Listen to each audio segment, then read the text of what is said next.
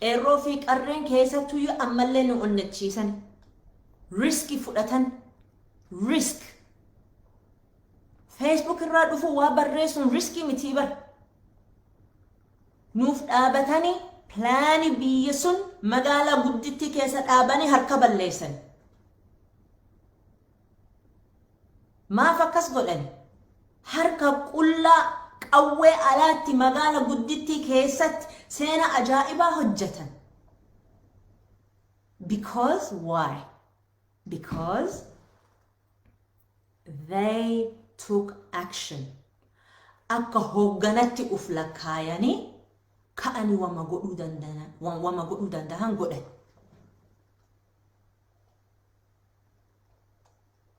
kan isiniif dhaamachuu barbaade what is the solution qeerroon kenna qofarra irkachuu hin qabnu nuti miliyoona nama meeqa hundi kenna hoogganaadha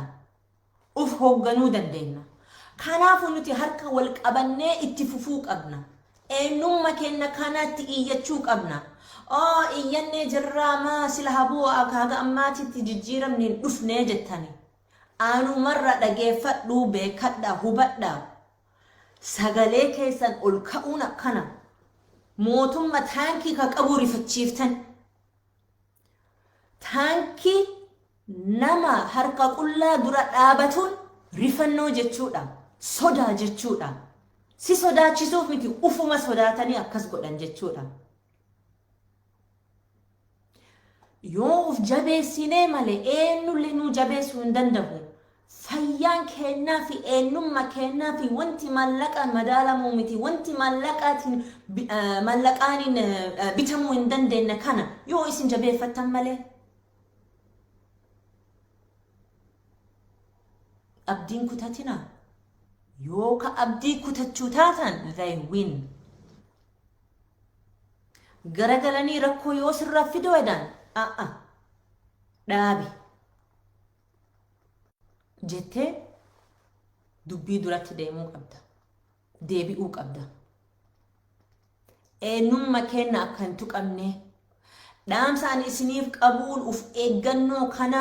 wanni an isiniif dhaamuu biyya alaa irra haa ima eenuu danda'a uf hin xiqqeessina uf hin cal'isiisina diinni kenna bar ar'aa miti bar kanutti dhufe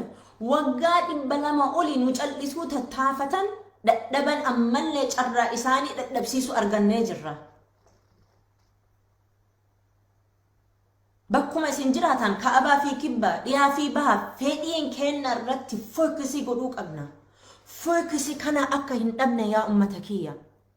focus wanni tokko yoo argachuu barbaade hanga waan san argatutti ijji kee bakka biratti jallatuu qabu mee anuma si gaafadha namni amaanaa kee yoo cabse maatii kee yoo miidhan achi booda garagalanii dubbii biraa yoo sitti fidan way dubbii biratti fufuu dandeessa haasa'uu dandeessa never wama dura sanitti deebitaa yeroo hunda hayati maraattuudha bar dubbii kanarra dabarree jirra yoo siin jedhan hoo no dubbiin sanuma jettee ittuma fiduu qabda akka duubatti deebitee rakkina isaan ifa akka goote hin fedhan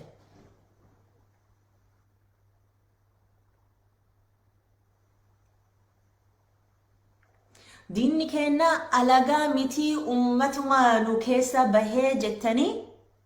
bar yoo na gaafatte namni nu keessa yeroo ifaa uf godhani kuni bar diinummaa mitii bar kuni barumsa akka barumsatti fudhatuu qabna namni yeroo uf garsiisani amanuu qabdaa bar waan isaan jedhanii miti waan harkaan godhan amala isaanii waan godhanti amanuu qabdan akka oromootitti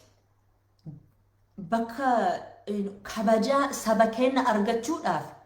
akkuma odaan kenna damee hedduu jira damee hedduu qabna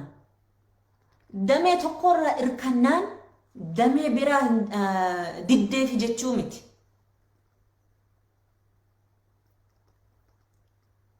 oduma san odaa sanumarra ta'uu qabda malee